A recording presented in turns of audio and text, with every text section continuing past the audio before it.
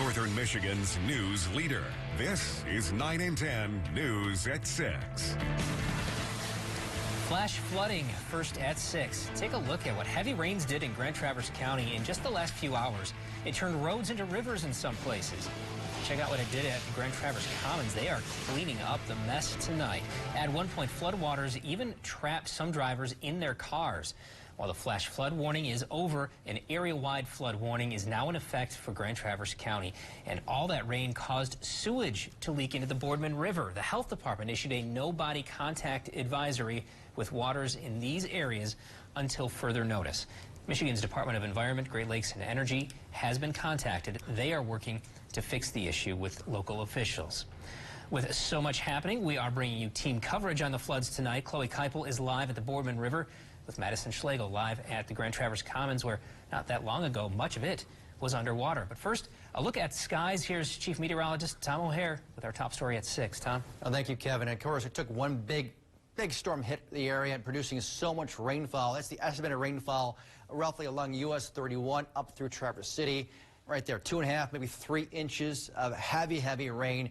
And with the ground already being saturated, where the water went down the creeks, rivers, streams very fast, causing all that flooding. So at least the flash flood warning has been dropped off, but replacing it is the aerial flood warning. So all the county, watch out for possible flooding throughout the nighttime hours, as there's still more rain coming, just not as much as what you saw a couple hours ago.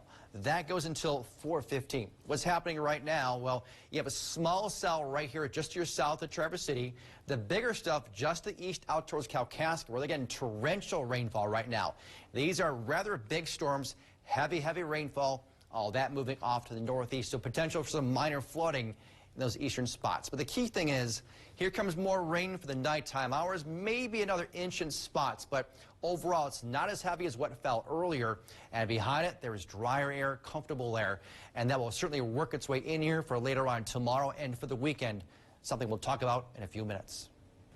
Thanks, Tom. Let's get to that flooding in parts of Traverse City this afternoon. Chloe Keipel live in Traverse City with a look at conditions. Chloe? I gotta say, the weather's gotten a little bit worse since we last checked in with you guys at 5 o'clock. It's now raining on us sideways. We're getting a little bit wetter. And you can see, look at the levels here on the Boardman River. We always talk about the high water levels in and around Lake Michigan.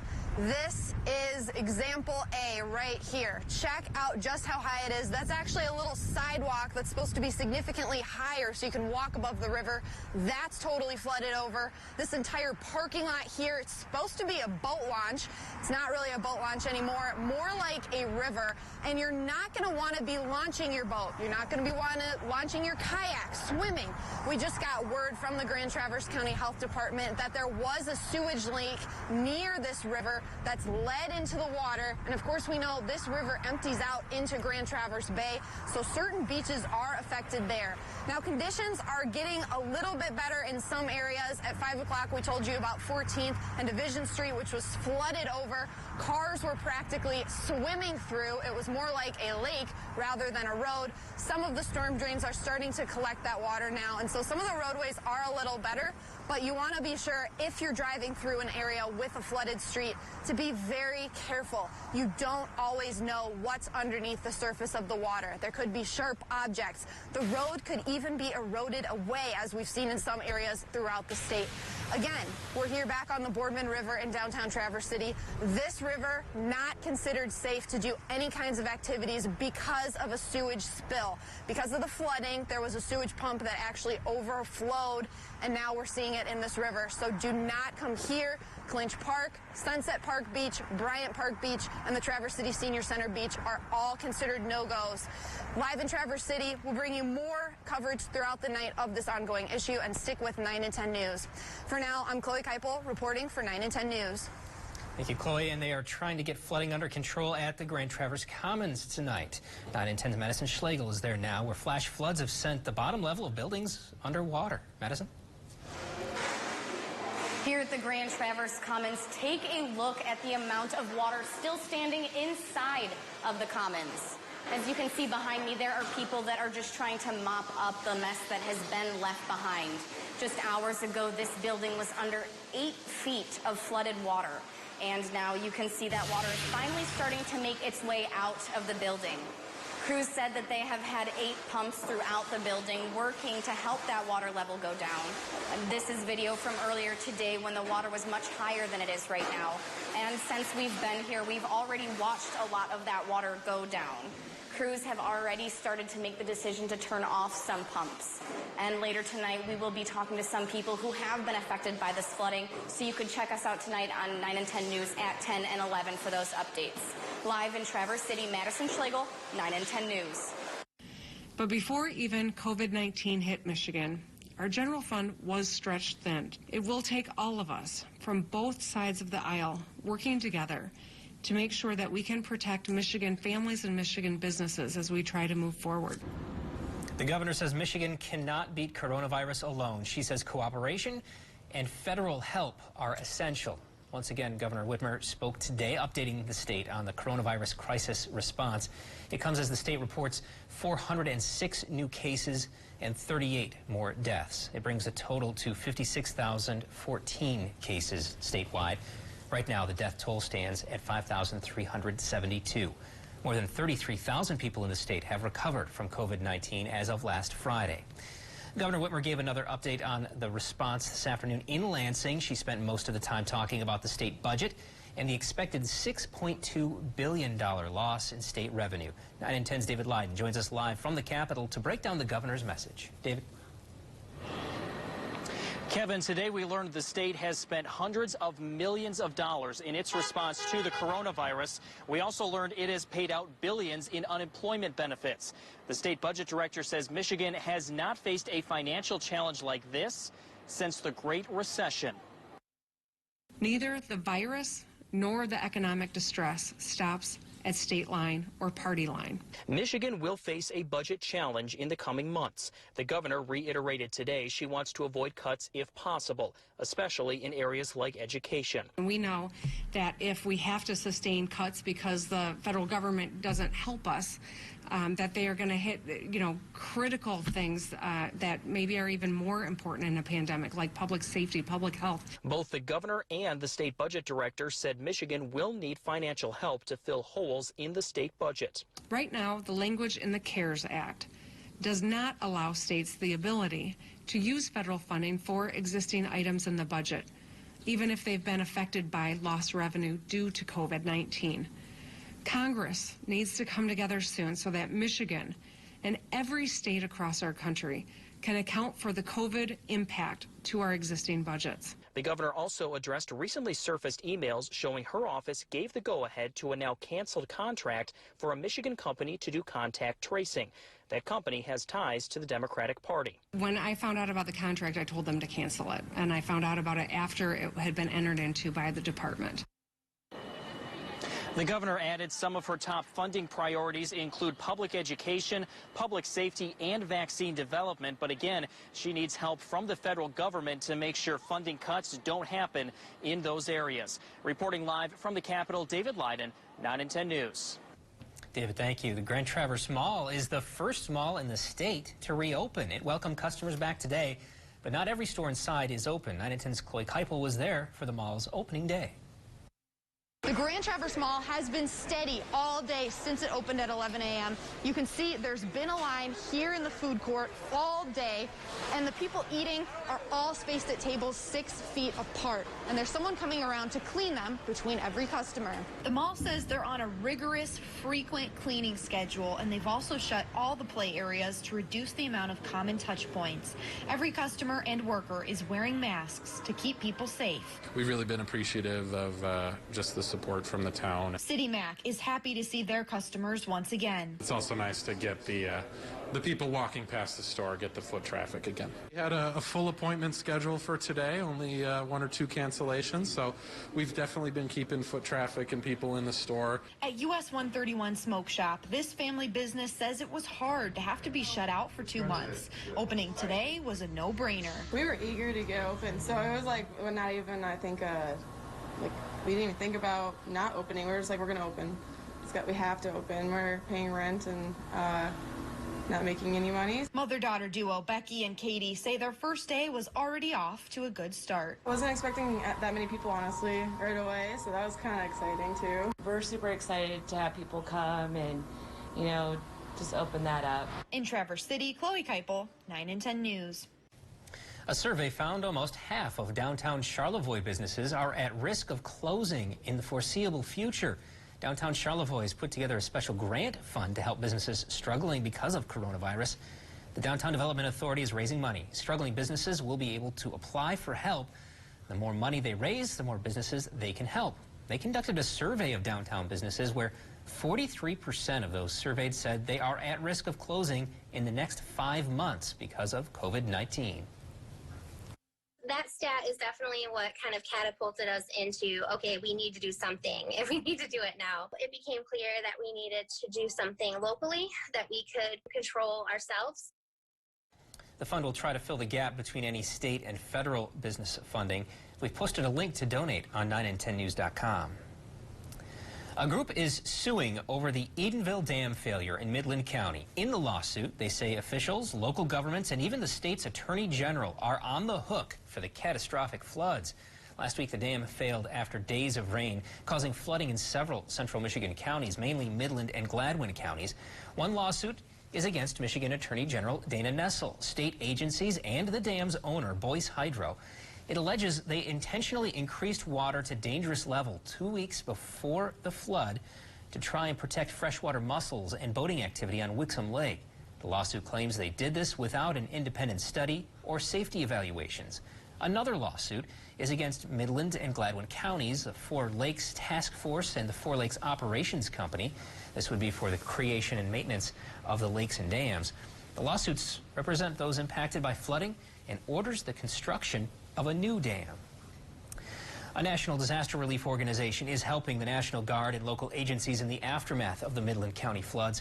The United Cajun Navy, based out of Louisiana, tours the country assisting in natural disasters. This week, they set up distribution pods in Gladwin, Edenville, Sanford, and Midland by providing food, water, and labor to people in need. Everything was ruined. But by us giving them something and caring about them, it just made them feel some type of hope. We do anything and everything as long as it can make you smile, and we give you hope. He says Midland County has been a special challenge for their organization because they're trying to fight two battles, a pandemic and a natural disaster.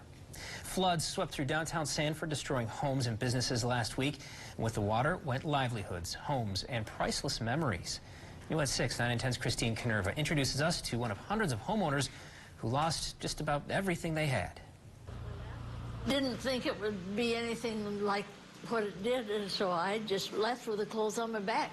92-year-old Marilyn Kisser is used to seeing some flooding near her home, but she never expected the water to spill into her home or a foot from her ceiling. I'm okay until I try to talk. Her furniture now piled in the corner and nearly a century of memories ruined or lost forever. I couldn't even get into my bed. The mattress and bed springs was piled under mud and soaked in mud. I couldn't get my clothes out if I wanted to because I couldn't get into the closet. Marilyn's youngest daughter, Mary Beth, says she's holding back the tears because she feels like she needs to stay strong for her mom. We tried to get some of her important papers and tried to find like the battery to her oxygen and stuff like that, but we were walking through 8 inches of mud. Now all they can do is tear it down to the studs and hope to rebuild. We gutted the house, we emptied it out, and ripped all the flooring out. But they won't be getting any financial help like many of Marilyn's neighbors because she didn't qualify for flood insurance. 92 years old and she has clothes on her back.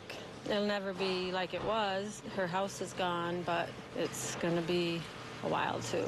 And of course, skies over northern Michigan very active right now. Showers, some rumbles of thunder. The good news is the worst of it is moving out pretty fast this evening, but there's still wet weather for the night.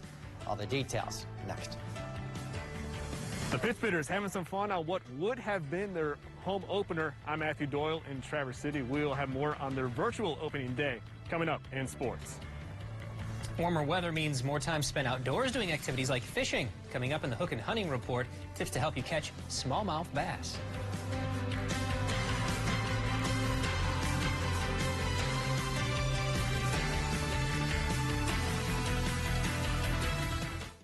Let's talk about some wet weather in northern Michigan. Petoskey, Rachel grabbed this picture a couple hours ago. Look at that downpour from Petoskey, that view. I mean, it's incredible, just getting right down the water. That's awesome.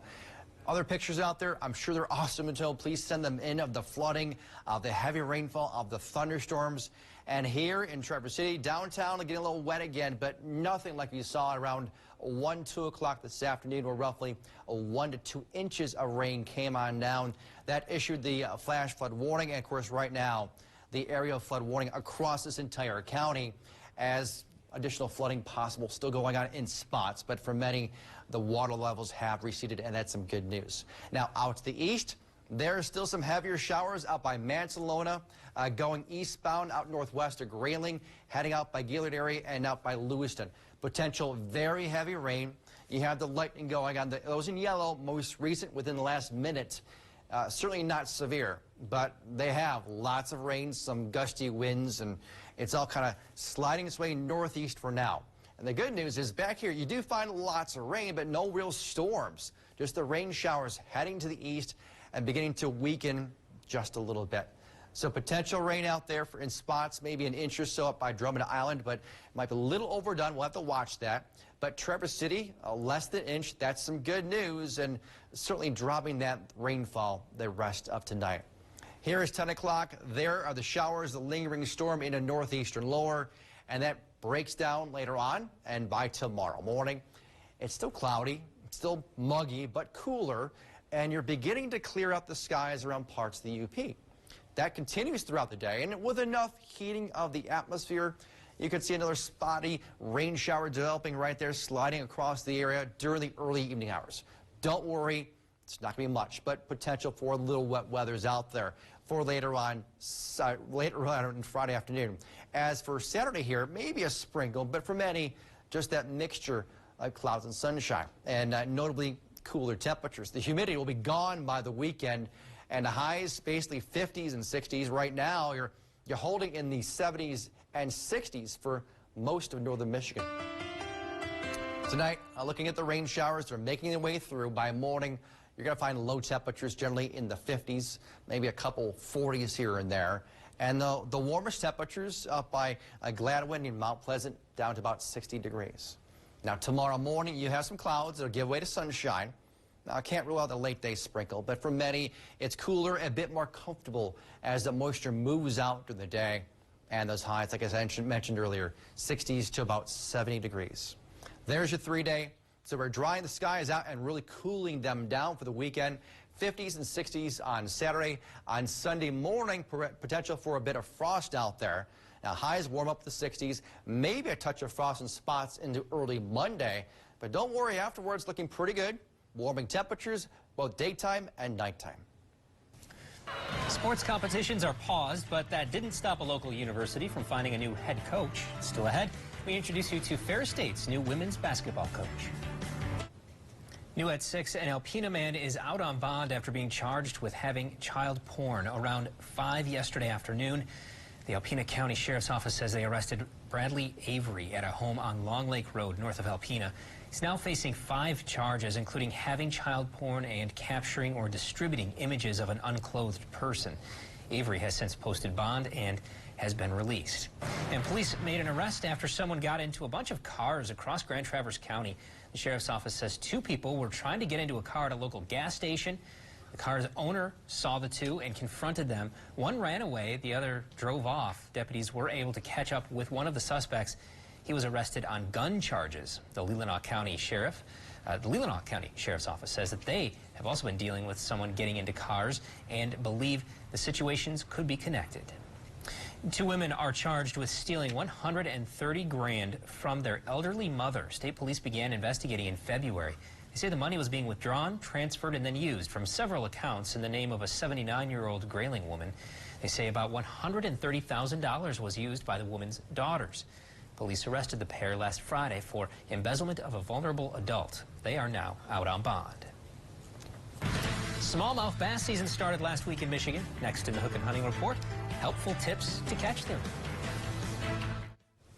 While staying safer at home, many people have turned to the outdoors for activities, including fishing. Last Saturday was the start of smallmouth bass season in Michigan. For some tips, we checked in with Tom's Bait and Tackle in East Jordan. They say you can never go wrong using a blade bait when fishing for bass. And if you prefer live bait, they say leeches are the way to go. But it really depends on where you cast a line. You're going to want to find them in the shallow water right now, so that's key.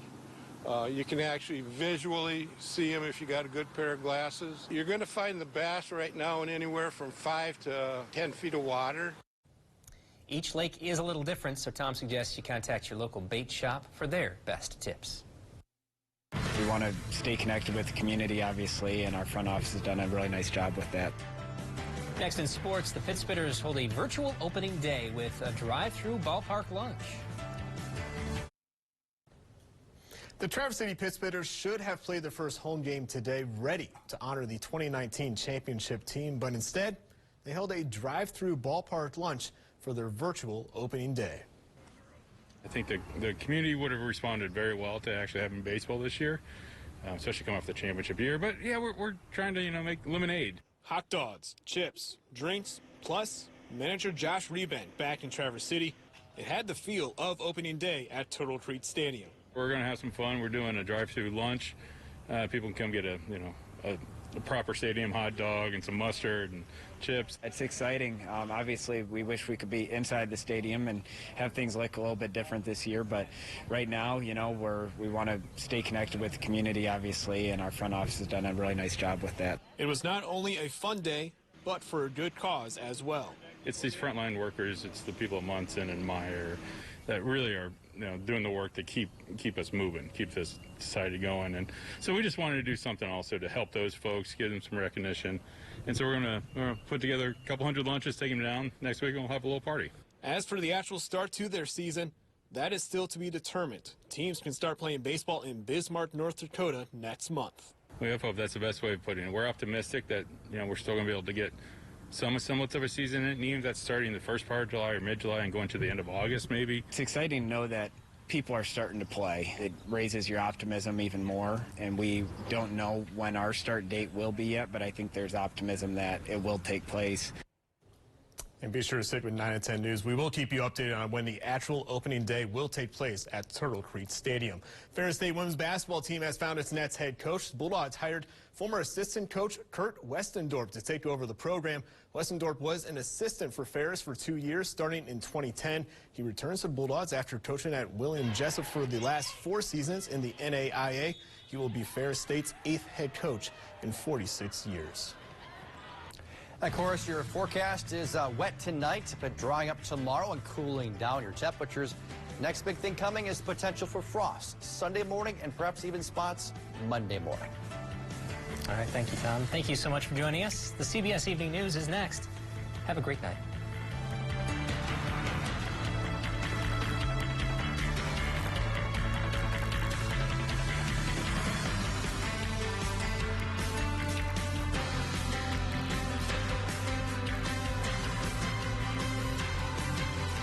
Access 9 and 10 News anytime, anywhere. Watch live on SB TV or listen on enabled devices. Get the Doppler 9 and 10 weather app, plus the best in local sports on the My Sports Now app. 9 and 10 News, Northern Michigan's news leader.